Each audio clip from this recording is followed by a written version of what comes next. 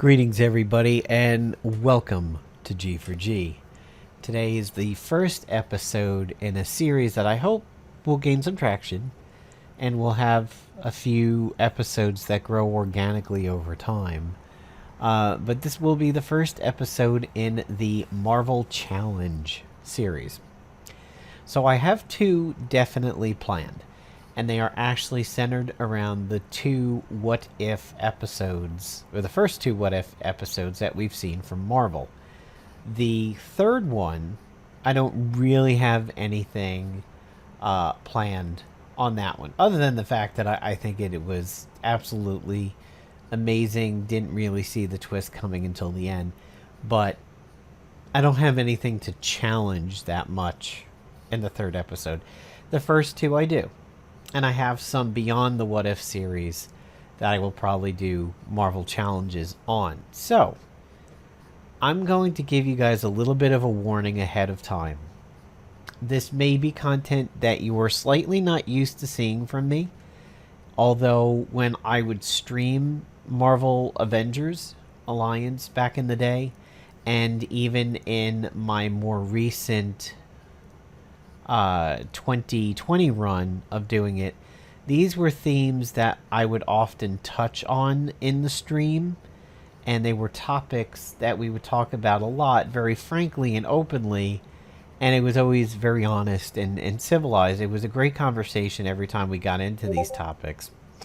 And the same held true for the first time we would talk about this stuff in 2015, 2016. So, I'm going to give you guys a little bit of a trigger warning ahead of time, but know that nothing here in this series, whether this episode or the future, will ever be meant to be offensive, but rather they are open discussions on topics that I think we should feel free to talk about. So let's go ahead and get into it. So I have on one of my tablets Google Cards. It's actually on like all of my devices, really, because they're Android. But one of my tablets very specifically delivers me a lot of Google Cards that are content curated for me based on what Google knows of me. And a couple days ago, it gave me this Google card about Disney Plus's What If T'Challa Became Star-Lord is a reputation of mediocre white men. And immediately, I was like, okay, I will read this. This could be interesting. Now, I am a mediocre white man, so it's easy at all times to see what a perspective is looking in from the outside, or lifting a perspective up of what is just in my local universe. So I knew nothing about the author until the very, very end of the article, where the author is revealed, and you'll see what I mean. And I realized when I got done reading this, there were certain things that I wanted to challenge about it. And this article here is truly what gave me the idea to do the Marvel Challenge series. I had a video recorded for a topic based on What If Captain Carter.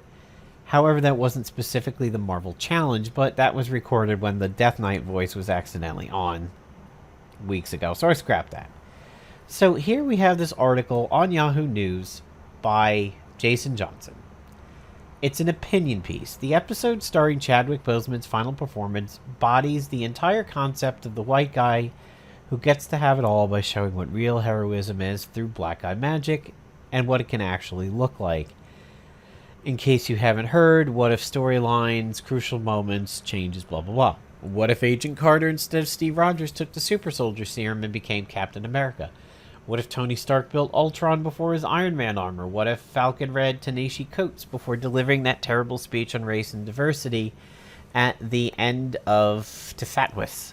These are the kind of stories we can expect. However, this week's, or 2 weeks ago, What If T'Challa Became Star-Lord has special significance because it's the last performance of actor Chadwick Boseman. Rest in peace, obviously, and rest in extreme power. Boseman became a global icon as T'Challa the Black Panther in 2018 and recorded the What If episode before he tragically passed away from cancer in 2020. What If T'Challa Became Star-Lord is a bittersweet send-off to Boseman and a fantastic story overall, and more importantly, a reputation of mediocre white men who we've seen at the anchor of most of the Marvel movie blockbuster films. In the original Guardians of the Galaxy, young Peter Quill is kidnapped from Earth by the blue-skinned, red-haired alien Yondu. His game of Ravagers, he escapes, makes himself named Star-Lord, puts together a crew of petty thieves and semi-reformed crooks called the Guardians of the Galaxy, and is basically a less charismatic, less intelligent, less successful Han Solo. Valid. I think that is a pretty valid criticism over here. Again, remember, this is his opinion, but it is certainly one that I could agree with. I would add probably more physically capable than Han Solo. Star-Lord does come across as even younger than Han Solo in A New Hope, the first Star Wars movie that we see him. But less charismatic, less intelligent, less successful. Yeah, probably all valid there. But for some reason, we are supposed to love this selfish lung candy gets to be the hero at the end of the movie, thanks to the large part of the diverse people around him. In the second Guardian, Star-Lord finds out he's the son of the all-powerful celestial being called Ego, parentheses, which couldn't be more on the nose if it was red. So again, the selfish, goofy white guy is given even more power, gets to save the day again, with the help and sacrifice of all the plants and animals and people of color and face paint around him. Pausing for a second here. A celestial being called Ego, which couldn't be more on the nose if it was red. Yes, there is that definition of ego. More what we are used to in modern vernacular of having an ego, having self-confidence, having self-pride, usually to the levels of being bordered on negative. Whereas if it was used to apply to the female sex, it may be called bitchy, but on men it might be called being a dick or having a big ego. We have definitely known what this word means in modern society. However, in the history of Marvel Comics, a planet or an entity called Ego is actually a reference to the ego, as done by Sigmund Freud. Having an ego, because here, as you can see from Britannica.com, ego is the portion of the human personality which is experienced as the self or I in contact with the external world through perception. That's what ego was when he was formed. He was the self. He was the I. Not necessarily having an ego of being rude or brash or self-absorbed and everything. He was literally a planet alone in the universe. And that was an appropriate term for him because of his existence, not a personality structure. So I think, and also, he was like a newborn human infant reacting to things because he had no social structure. It was a feral cat that was ripped from its mother and its siblings and not taught to be anything. He was alone with no contact and nothing but his own planet and sensory perceptions and everything, and he sought out that contact. So yes, Ego in the MCU, as played by Kurt Russell, obviously has an ego and is selfish in his desires and what he does and what he tries to even do to Star-Lord. However, that's not exactly what Ego the planet is. Ego the planet was just pretty much literally the self, because that's all he had. So I think this author kind of maybe misses that point a little bit. Challenge 1 over there. Now you can take a moment to formulate what you think about that and put it down in the comments, whether you think I'm way off base. Do you think Ego more refers to his attitude that things should be more like him and he needs to take things over as portrayed in Guardians of the Galaxy 2? Or do you more subscribe to my Sigmund Freud theory that it just is because he was a singular entity for so long? Alright, moving on. In Avengers Infinity and the Endgame movie, Star-Lord is responsible for half the universe getting snapped out of existence because he's more interested in chasing after his girlfriend Gamora than stopping her father Thanos from treating half the universe as his personal Etch-a-Sketch. Notice a trend here. So, I like this phrase over here, referring to the snap as a Etch-a-Sketch. I think is great. However, it's Etch-a-Sketch, not Etch-e-Sketch. I do actually have an Etch-e-Sketch in the sense I have an electronic Etch-a-Sketch, believe it or not. But I also am old enough to have the original one. They're fun. To get around drawing in solid lines in there is always fun. But it's actually Etch-a-Sketch. It is a funny phrase, though. I like the turn of this phrase. Yeah, Star-Lord is definitely responsible for that by going, what did you do? What did you do? And hitting him with the butt of the gun. However, one thing that is not pointed out in this article, spoiler alert, I'm going to spoil the rest of it, is the fact that for finally a change, when Star-Lord and other people meet Thanos on Titan and they get him strung up and he's incapacitated and everything, Star-Lord does come in and say, just for the record, this is my plan. So for every bungle that Star-Lord has ever done, you do have this moment where, if you believe him, his plan actually works. So, for a change, Star-Lord actually got 98, 97% of the way through saving the universe. However, his love for Gamora, which is something to be revered in my opinion, not shit on, causes him to become enraged, and he knocks Thanos out of it, and we all know how he felt about Star-Lord after Infinity War was over. We all felt it. We heard the rumors for people who've seen it before us. We're like, Star-Lord's a piece of shit. And then you go and see it, and you realize why he was a piece of shit, and how he is responsible for everything. But there is no celebration that his love for Gamora was intense enough that he got that angry. And there is very quickly no celebration of the fact that his plan, up until he ruined it, got Thanos down. Obviously, all of the players in that drama executed it, and they each had their own skill and their own part to play, but he was the mastermind of something that largely worked until he screwed it up.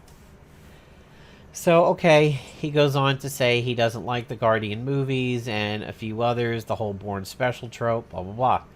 What if T'Challa became Star-Lord, bodies the entire concept of the white guy who gets to have it all by showing what real heroism is like through black-eye magic, and what it can look like? In the What If story, instead of Peter Quill, the Ravagers pick up Black Panther, who ran outside the border of Wakanda. Jump ahead 20 years, instead of Han Solo, we see T'Challa becoming the leader of the Ravagers, reforming them from crooks to a ragtag team of Robin Hood's merry men, stealing from the rich to give to the poor, saving the galaxy not for the profit, but the right thing to do. Spoiler alert, you're still a crook. By the way. No matter what your motives are, however lofty they are, you are still technically a crook if you can be arrested for your crime and thrown in jail, or punished in some way, shape, or form of space jail. But yes, obviously, T'Challa at this point has done things nobody could dream of and proven that he himself, with the backing of the Ravagers, has basically ended a tremendous amount of strife and negative events within the universe. I mean, seeing Nebula not decimated by Thanos' anger and calling him Cha-Cha was something to behold. Seeing Thanos in his current state of, well, I still kind of want to snap the universe, but I'm good now. And kind of being this goofy, grimace hero is definitely a feat. So he says, from the episode's opening scene, which is a mishmash between the original Guardians of the Galaxy and the bathroom line scene of the Knicks game at the original Coming to America, I'll give you a heads up there. It is where a guy with a tray full of drinks recognizes the Prince of Zamunda and gets down. He's like, the Prince of Zamunda, I cannot believe you're here. My life for you. And just fawns on him and kneels in front of him and gets his picture taken with him. This was pre-selfie, so it was an actual picture. The entire episode plays out like a repudiation of the mediocre white guy genre. Again, we're now mentioning this again. T'Challa reforms half the villains we've seen, resulting in hilarious reimagining of Thanos, making the Avengers almost obsolete, and solving family drama along the way. T'Challa does all of this without the help of Wakandan technology or the heart-shaped herb in that universe. True. The story is a love letter to Chadwick Boseman, T'Challa, black people in general. Agreed. I've pointed out in the past that the MCU has provided some amazingly unintentional pro-black content, from police reform undercurrents in Civil War. He links an article that he wrote to the black business and anti-Karen treatise known as Loki on Disney Plus. Again, links to his own work. However, what if T'Challa became Star-Lord sends a message about heroism we seldom see delivered from black characters. What makes them special isn't their suits, formulas, radioactive spiders, or capes. It's what's on the inside. Agreed. 100%. It is very, very clear T'Challa has fixed these things with his mind and his character and his personality. Absolutely agreed that is what that episode establishes. And I will not be that guy who sits there and says, well, not all white guys. That's not my point in this. This isn't fragile white male fragility over here. That is not where this comes from as a response. We're going to get into it in a little bit. It comes in from a more factual thing, and I think a missing of several elements to make a narrative, and these elements need to come in to make the narrative truthful. And I don't think they come in here, but I absolutely agree with this paragraph. It is an amazing episode, and what T'Challa actually accomplishes is heroic, to say the least. It's not heroic to be a hero or to show heroism. It is heroic for the actual feats in which he accomplishes. Making Thanos not do the snap, obviously, is tremendous, and its results on Nebula and getting him out of that mode in enough time that Nebula does not suffer the pain at the hands of Thanos and everything. Certainly is a heroic feat by all stretches. Steve Rogers was a hero before he took the super soldier formula because he cared about the little guy. T'Challa stands out among black heroes in the MCU because he's not a sidekick. He isn't dependent on technology that somebody else lent him or powers grafted off of someone else. This is where I now have an issue. This is where I got upset at this article.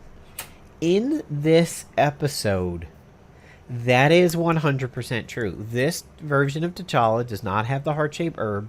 He does not have the Wakandan technology. He has the Star-Lord technology, which is the element blasters, the jetpack, the helmet, etc. However, he says the MCU, and he gives this statement of not dependent on technology from somebody else or powers from somebody else before he brings it back around to saying the what if. I'll read the rest of the paragraph, but then we're going to come back to this sentence because this is where I have the biggest issue. You see in this what if, even if he's been stripped of everything he knows, T'Challa's still a better hero than the white guy man-child in our universe who literally has a god's blood running through his veins, but couldn't think beyond being a petty thief until a talking raccoon, a sentient plant, and a black woman in green face paint told him for 140 minutes that he was special. We're definitely going to hit on the end of this paragraph, but this right here is where I have a major issue with this entire article. In this episode, yes, that is true. He is not dependent on that technology or the heart-shaped herb. However, and the things that he did are obviously more mind and personality and presence based. He likely did not beat Thanos into submission with any technology or powers. He probably reasoned with him and did everything else through intelligence and perseverance and honor. However, to say that within the Marvel movies that Black Panther is not dependent on technology or other people is a huge misguided crock of shit. This is not a true statement by any means. This is not an opinion or he said, she said kind of a deal over here. This is a just straight up fact. Yes, he is. This is definitely obvious. Shuri, you are treated in the first 20 minutes of Black Panther to him getting upgrades from Shuri. I call them sneakers because you sneak.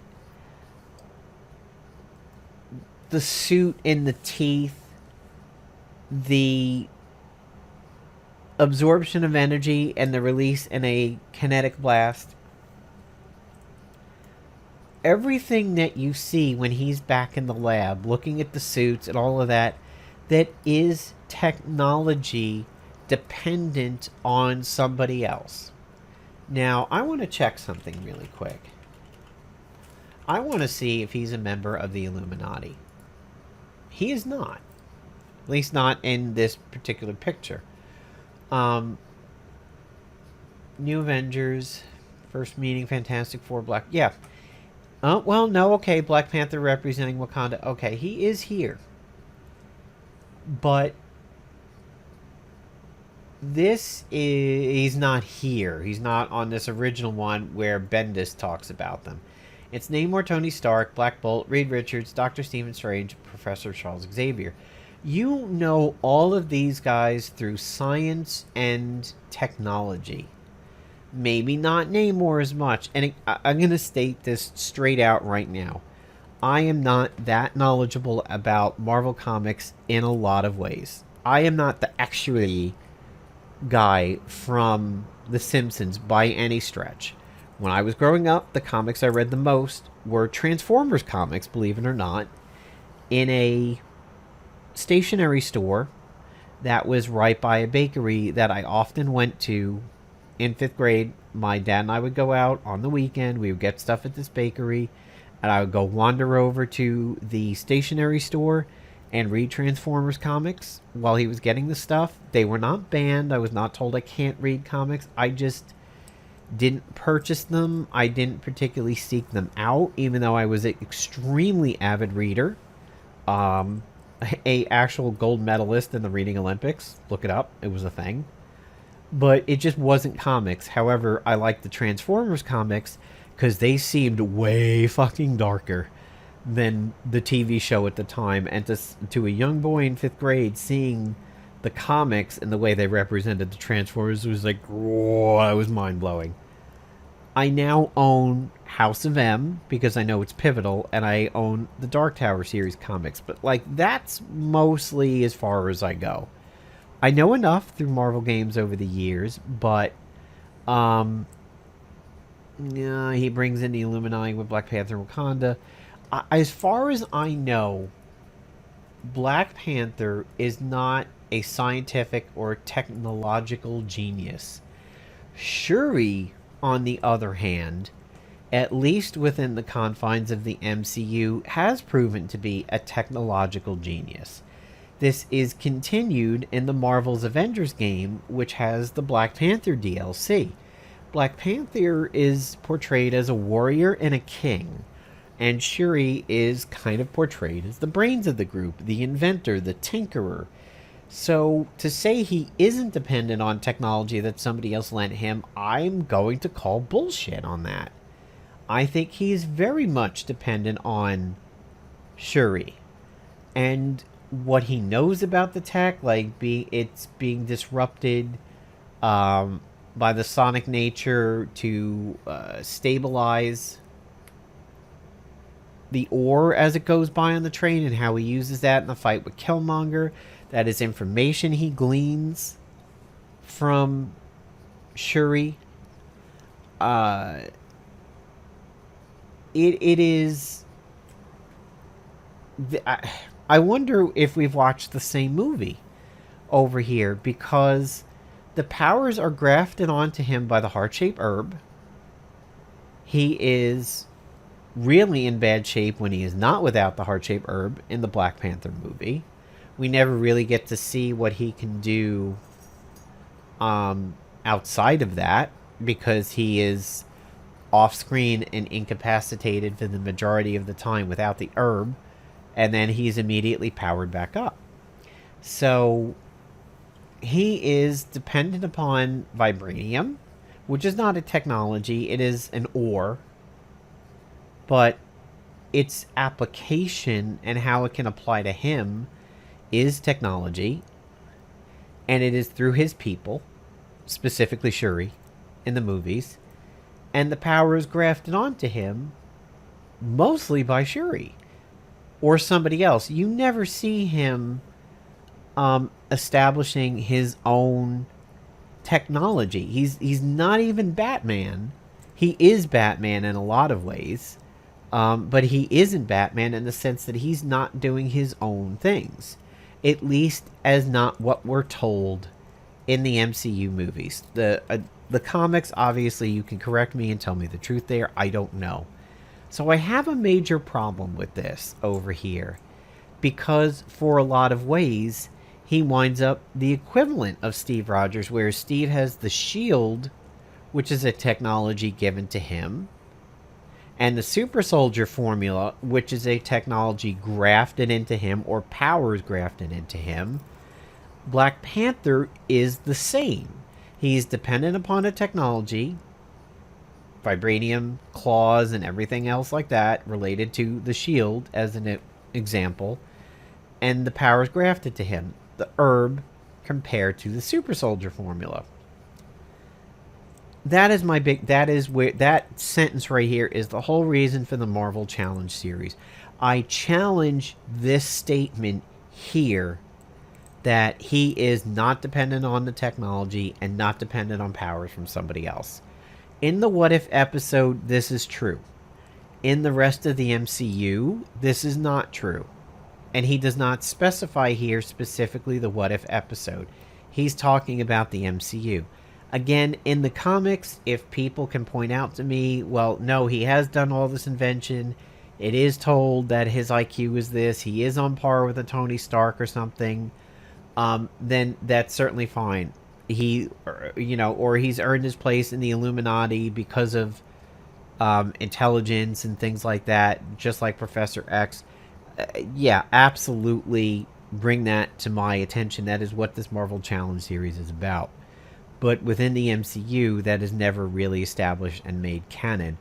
Also, going further in this paragraph, no, the Guardians of the Galaxy really don't spend 140 minutes telling Star-Lord that he's special. In the second movie, the people who tell him that he's special is the two dads vying to be his dad, or two fathers trying to be his dad. Ego tells him he's special because of powers grafted onto him coming through Ego. You're a Celestial. Use your powers. So, sort of like a Jedi child, he begins to use powers because he had to be trained in them. He didn't necessarily know he ever had those powers. He never tried to use his midichlorians. He had to be told, and Qui-Gon Jinn did. So, Ego is telling him he's special. And then at the end, Yondu is telling him that he's special and meant something to him. But for the most part, nobody really ever tells Quill that he's special. Thor does the opposite. Gamora spends a large part of the time doing that. Drax, Groot, Rocket continually make fun of him and make him to be the butt of jokes. Mantis, when getting her involved, of course, she's not exactly on the Star-Lord train either. So no, they don't really tell him he's special for 140 minutes. I disagree with this too. Again, please let me know your comments below on that part. White men are bombarded every day with messages telling them they're special no matter what they do or what have not done or earned. How about a message to black fans that is a bit more uplifting and less toxic? True. I agree with that. I think we could do more of that in Marvel. And Black Panther shows that it can absolutely be done and that it could go over far, far better than a Led Zeppelin. Clearly. Obviously, Black Panther got backlash when it came out. I still think Black Panther is a great movie. Every time it's on TV, I watch it because I think it's a great aesthetic. I love the music and the ambiance in the movie. I love the story. I love imagining that there could be a place like Wakanda, to be honest, to mesh nature and environment with high technology at the same time and blend them so well. The Black Panther DLC for Marvel's Avengers does that. I absolutely am very much on board with the Black Panther movie. I thought it was so stupid when Luke Cage got backlash on Netflix for being quote-unquote too black. I'm like, you guys are not really very bright, are you? And then he goes on to say it was such a rousing final performance that really brings the message home. If I could propose a second season to Marvel, it would be what if Marvel chose to recast T'Challa, because this episode shows how meaningful black heroes are in the MCU and how his farewell performance reminded us that T'Challa needs to live on, even if the man who brought him to the big screen cannot. And here is the author, Dr. Jason Johnson, a professor of politics and journalism at Morgan State, a political contributor to MSNBC and SiriusXM, notorious comic book and sports guy with dual Wakandan and Zamunda citizenship. So he establishes that he likes to live in fictional worlds of Eddie Murphy and Chadwick Boseman, and that's it. I agree with a large part of what he said in this. I have issues that he links to himself to prove his point. Anybody could prove their point if they continually reference themselves. I think that is not... I think that is a bit on the nose. You want to talk about on the nose? I think that's on the nose. And I do not agree at all with the fact that Black Panther is completely self-made within the MCU. If you have opinions on whether he was self-made out in the Marvel Universe at large, please comment on it below.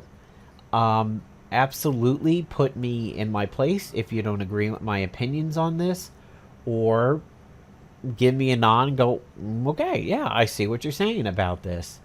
Whatever it is that you guys feel, everything is valid. Put it down in the comments below. Let's have a conversation about it. Do you agree with the fact that I don't think he should be quoting himself to prove his point? Do you agree that Black Panther was not self-made within the MCU, and it is a false statement to say he does not use powers or technology grafted onto him? And do we agree that the What If episode was a wonderful send-off to Chadwick Boseman, and it is really sad to know that we will not have anything in the future like that from him? I think it is an absolute tragedy that we have lost him to cancer, and to know that he probably filmed several Marvel movies, likely in a very bad way, is very disheartening and depressing to think about. But I hope you guys liked this episode. I hope you liked the theme of the episode and what future challenge episodes might be like, and if you're interested in seeing more of them. Thanks a lot, everybody. Take care.